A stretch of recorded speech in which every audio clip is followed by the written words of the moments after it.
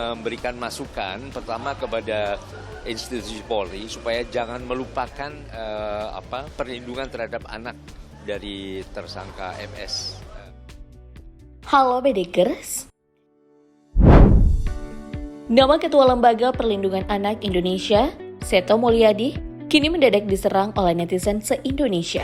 Soalnya pria yang akrab disapa Kak Seto ini memberi usulan agar Putri Chandrawati, istri dari Ferdy Sambo, dijadikan tahanan rumah saja, meskipun terbukti bersalah dalam kasus pembunuhan berencana Brigadir J. Mungkin kamu jadi penasaran dengan sosok ketua LPAI ini. Nah, di video kali ini kita akan menyaksikan seperti apa perjalanan karir dan harta kekayaannya. Mari kita bongkar.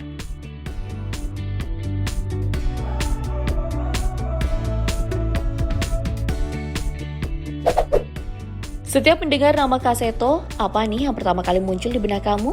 Yap, sosok satu ini kerap dikaitkan dengan anak-anak, memiliki nama lengkap Profesor Dr. H. Seto Mulyono, SPSI, MSI Psikolog.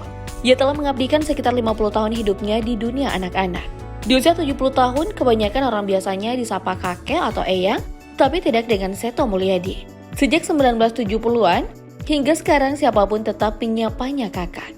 Maklum, aktivitas kesehariannya memang identik dengan dunia anak-anak. Padahal, sebelum menekuni aktivitas tersebut, pasti banyak yang belum tahu kalau Kak Seto pernah jadi gelandangan. Lahir di Klaten, Jawa Tengah, Kak Seto mulai merantau ke Jakarta pada masa 1970-an. Namun kehidupannya di ibu kota tak berlangsung mulus dalam sekejap. Dalam salah satu postingan di Instagram pribadinya, @KakSetoSahabatAnak, ia pernah curhat tentang masa-masa pahit dalam hidupnya.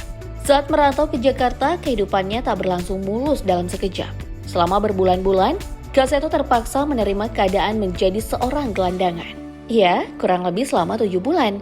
Masa-masa sulitnya pun gak berhenti sampai di situ. Pria kelahiran 28 Agustus 1951 ini juga bercerita bahwa dirinya sempat menjadi seorang pembantu rumah tangga dalam waktu yang cukup lama, yakni sekitar 7 tahun. Setelah itu Kak Seto kemudian bertemu dengan Pak Kasur dan bekerja menjadi asisten pribadinya. Pak Kasur sendiri merupakan salah satu tokoh pendidikan Indonesia, sekaligus pencipta ratusan lagu-lagu anak.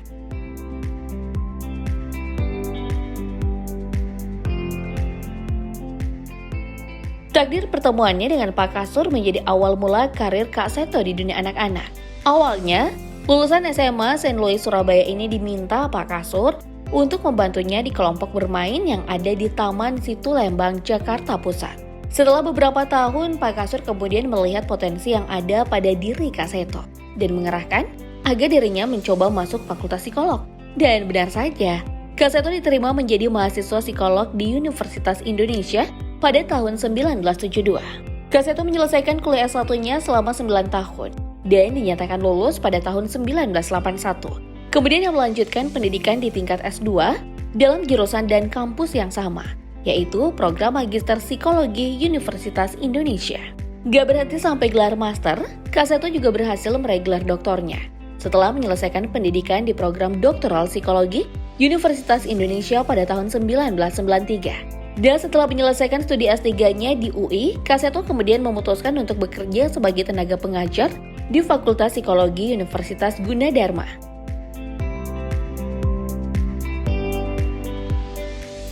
Awalnya, memang sebagai dosen biasa, tapi belum lama ini, Kak Seto menerima kenaikan jabatan menjadi profesor atau guru besar bidang ilmu psikologi Universitas Gunadarma. Tepatnya pada tanggal 15 November 2021 lalu. Sementara itu untuk karirnya di dunia entertainment, Kak Seto memulai debutnya di layar kaca dalam acara aneka ria anak-anak yang tayang di saluran TVRI. Seiring berjalannya waktu, namanya makin dikenal sebagai sahabat anak. Pada tahun 1990, akhirnya ia dipercaya mengelola acara anak-anak di salah satu stasiun TV swasta waktu itu. Dalam program inilah, akhirnya Kak Seto menciptakan karakter si Komo. Kamu yang anak generasi 90-an, pasti tahu kan dengan karakter si Komo? Tokoh boneka yang mendapatkan respon positif dari masyarakat dan sangat populer di kalangan anak-anak. Selain si Komo, ayah dari 5 orang anak ini juga terus menciptakan beberapa lagu anak yang ceria dan mendidik. Keuletannya terjun di dunia anak-anak mengantarkan Kak Seto berada di posisinya saat ini, yakni sebagai aktivis dan psikolog anak yang terkenal, serta menjabat Ketua Umum Lembaga Perlindungan Anak Indonesia atau LPAI.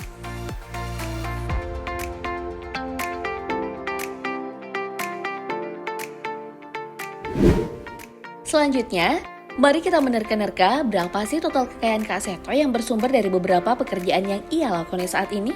Sumber penghasilan yang pertama berasal dari beberapa yayasan milik Kak Seto yang bergerak di bidang pendidikan dan anak-anak. Salah satunya yaitu Yayasan Mutiara Indonesia.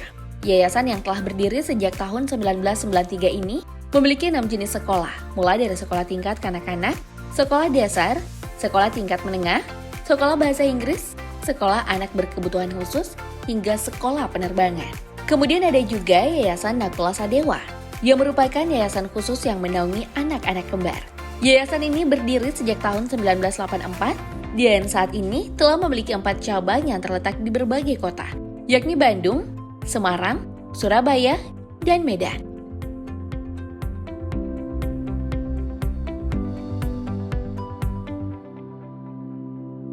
Selain mendirikan yayasan, pada tahun 2007, Kak Seto juga mendirikan sekolah alternatif yang bernama Homeschooling Kak Seto. Sejak pertama kali didirikan hingga sekarang, tercatat lebih dari 2.000 murid telah bergabung dengan homeschooling ini. Sumber penghasilan Kak Seto selanjutnya berasal dari kontrak sebagai brand ambassador dalam berbagai produk. Di media sosial Instagramnya, aktivis anak ini terlihat beberapa kali membagikan postingan yang di-endorse. Jika mengacu pada tarif rata-rata, penghasilan Kak Seto sebagai influencer ini dapat mencapai puluhan hingga ratusan juta rupiah. Alumni SD Ngepost Klaten angkatan 1963 ini juga sesekali meluangkan waktunya sebagai seorang YouTuber dengan nama channel Kak Seto Sahabat Anak yang telah memiliki belasan ribu subscribers. Tadi juga sudah dibahas, saat ini Kak Seto bekerja dengan psikolog anak sekaligus dosen psikologi Universitas Gunadarma. Pundi-pundi kekayaannya tentu juga bersumber dari gajinya dalam profesi tersebut.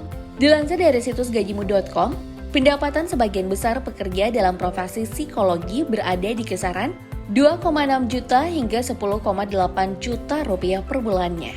Sementara itu sebagai dosen yang telah menyandang status guru besar, berdasarkan informasi yang telah dirangkum dari berbagai sumber, diketahui standar gaji seorang dosen yang bergelar profesor di Indonesia sebesar 7 juta hingga 8 juta per bulan.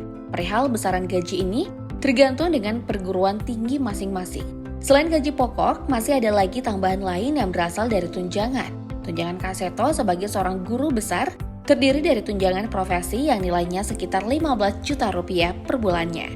Ada juga tunjangan kehormatan yang nilainya lebih fantastis, yakni sebesar 30 juta rupiah yang diterima 2 kali dalam setahun. Nah, dari beberapa sumber penghasilannya ini, ada yang bisa hitung nggak? Berapa total kekayaan milik Kak Seto? Komen di bawah ya, kalau udah dapat jawabannya.